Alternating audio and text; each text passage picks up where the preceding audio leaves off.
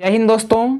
आज की इस वीडियो में हम लोग क्लास 10 की प्रश्नावली 12.3 की सवाल नंबर चौथे को हल करने वाले हैं। दोस्तों यहाँ सवाल ने बोला है कि आकृति 12.22 में छायांकित भाग का क्षेत्रफल ज्ञात कीजिए, जहाँ भुजा 12 सेंटीमीटर वाले एक समबाहु त्रिभुज OAB के शीर्ष O को केंद्र मानकर 6 सेंटीमीटर त्रिज्या वाला एक वृत्तीय चाप खींचा गया है।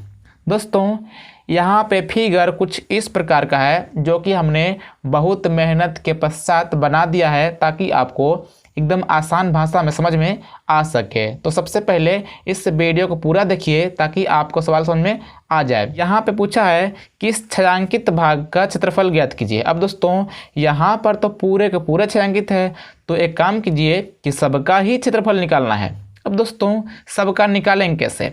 यहाँ बोला है कि एक ठो समबाहु त्रिभुज है जिसकी प्रत्येक भुजा कितनी दोस्तों 12 सेंटीमीटर, यानी कि समबाहु का मतलब होता है सम मतलब बराबर, बाहु मतलब भुजा, यानी कि इस त्रिभुज की तीनों भुजाएं बराबर हैं। कितनी है? 12 सेंटीमीटर।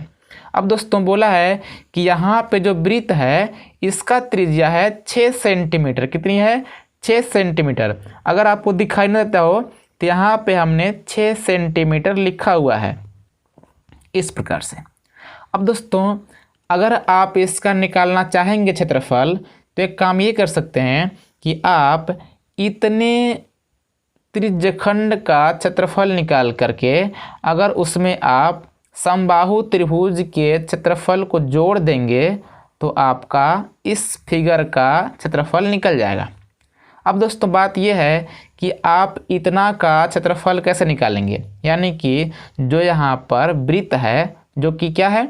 वृत्त है, लेकिन एक तरह से कह सकते हैं कि ये वाला एक दीर्घ त्रिज्यखंड है। क्या है दोस्तों? दीर्घ त्रिज्यखंड। क्योंकि यहाँ पे आपको पता होगा कि अगर किसी वृत्त में से अगर कुछ भाग निकलती है कुछ इस प्रकार से कट के, तो इसको बोलते हैं लघु त्रिज्यखंड और इस पूरे को बोलते हैं दीर्घ त्रिज्यखंड। अब दोस्तों यहाँ पर आप कह सकते हैं कि ये वाला कट के निकल चुका होगा और यहाँ पे इसको एक ठो त्रिभुज में लगा दिया गया है। तो आप इस प्रकार से अगर इस दीर्घ त्रिज्यखंड का क्षेत्रफल निकाल करके और उसमें इस समबाहु त्रिभुज के क्षेत्रफल जोड़ देंगे तो आपका सिंपली आंसर हो जाएगा। अब दोस्तों बात ये आती है कि आपको दीर्घ त्रिज्यखंड का क्षेत्रफल निकालने के लिए आपको ये वाला कोण पता होना चाहिए और दोस्तों यहाँ पे इसका त्रिज्या पता होना चाहिए। तो यहाँ पे आपको त्रिज्या पता है लेकिन ये वाला कोण पता नहीं है, तो पता कैसे करेंगे? दोस्तों आपको पता है कि समबाहु त्रिभुज की प्रत्येक भुजाएं बराबर होती हैं। अब दोस्तों अगर प्रत्येक भुजाएं बराबर हैं तो इसकी कोण भी बराबर होंगी। तो इस प्रकार से आपको पता है कि त्रिभुज के तीनों कोण मिला करके होते हैं 180।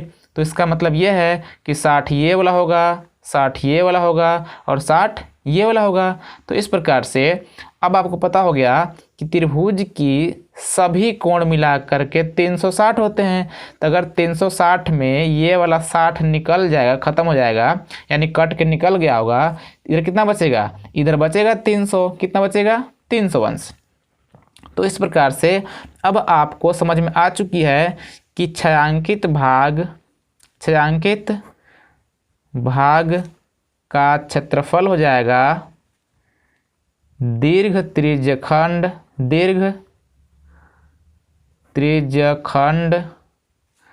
का क्षेत्रफल प्लस ये वाला समबाहु त्रिभुज का क्षेत्रफल। समबाहु त्रिभुज का क्षेत्रफल दोस्तों आप समझ लीजिएगा।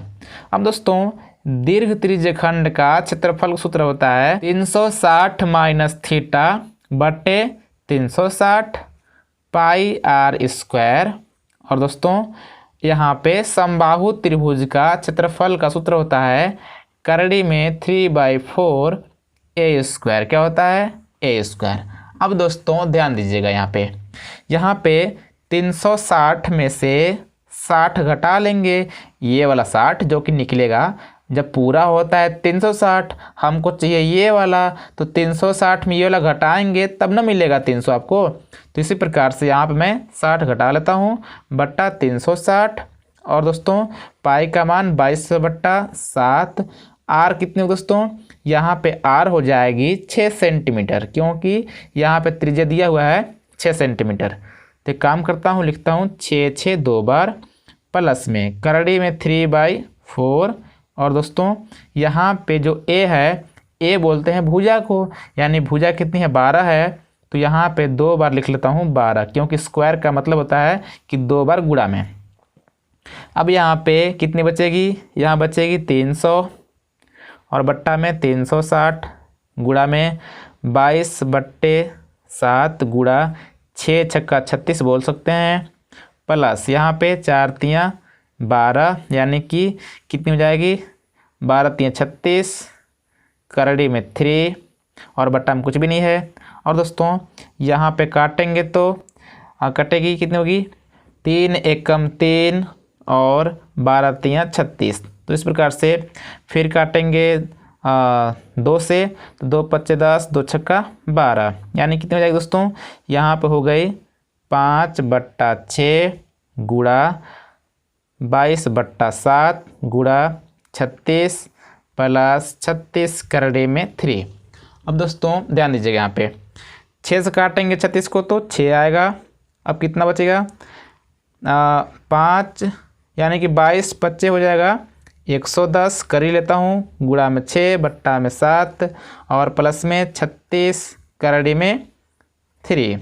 अब दोस्तों एक काम करता हूँ कि 6 गुणा करेगा 0 में तो 6 0 0, 6 कम 6 6 कम 6 बट्टा में 7 प्लस में 36 करड़ी में 3। दोस्तों ये आपका हो जाएगा सिंपली आंसर। दोस्तों उम्मीद करता हूं कि आपको ये वाला प्रश्न भी एकदम आसान तरीक़ा से समझ में आई है। अगर समझ आई हो तो इस वीडियो को प्लीज़ लाइक कर चैनल को सब्सक्राइब कीजिए, क्योंकि आपने यहाँ पर देखा कि हमने इस सवाल को समझाने के लिए कितनी मेहनत से इस फिगर को बनाया है, ताकि आपको ये सवाल एकदम आसान तरीक़ा से समझ में आ सके। सो फ्रेंड्स मिलते हैं किसी और वीडियो में, तब तक नमस्कार, जय हिंद।